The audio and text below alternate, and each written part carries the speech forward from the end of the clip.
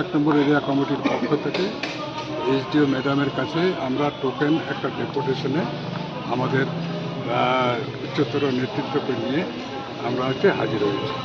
মূলত যে এসআইআর যে নির্বাচনের আগে যারা বৈধ ভোটারকে যে নির্বাচনের ভোটার লিস্ট থেকে যে নাম কেটে দিয়ে যে ট্রাইব্যুনালে যাওয়ার যে অ্যাপ্লিকেশন অ্যাপ্লাই করেছে, এখনও নির্বাচন শেষ হয়ে গেছে এবং তার নির্বাচনের 2 মাস হয়ে গেল, ট্রাইব্যুনালের যে কোনো কমিটি গঠনও হলো না, কোনো যে এলাকার মানুষের কাছে যে ট্রাইব্যুনালে যাওয়ার কোনো মেসেজও আসছে না।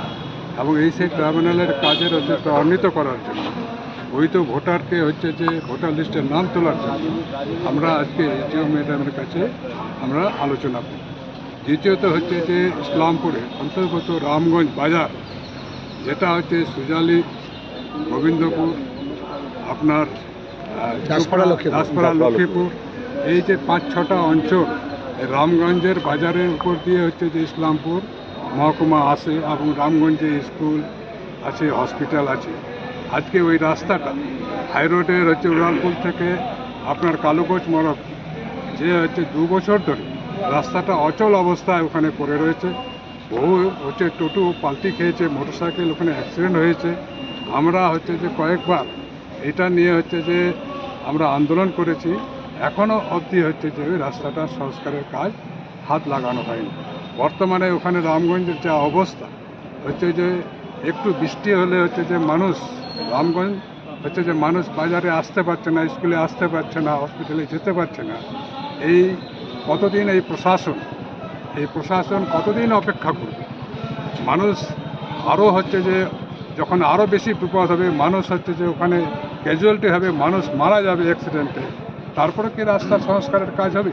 এই আশায় নিয়ে যে আমাদের প্রশাসন কি অপেক্ষা করছে। আমরা এটাই বার্তা দিতে আসছি এখানে, যে যতদিন যে যত অল্প সময়ের মধ্যে, কয়েকদিনের মধ্যে রাস্তার সংস্কার না হলে আমরা দীর্ঘতর আন্দোলনে রামগঞ্জ বাজারে আমরা যে প্রতিরোধে যাব। কত দফা দাবি আপনাদের? দ্বিতীয়ত যে রামগঞ্জে এখানে হসপিটাল আছে, রামগঞ্জে যে হসপিটালটা আছে ওখানে ডাক্তার আছে, নার্স আছে, পরিকাঠামো আছে, কিন্তু ইসলামপুর মহকুমায় আমরা দেখেছি সুপার স্পেশালিটি ইসলামপুর হসপিটালে কয়েকজন গাইনোকোলজিস্ট এখানে ডাক্তাররা এখানে আছে, অথচ রামগঞ্জে কয়েকটা পঞ্চায়েত, 4-5টা পঞ্চায়েত প্রসূতি বিভাগ এখনও চালু হচ্ছে না।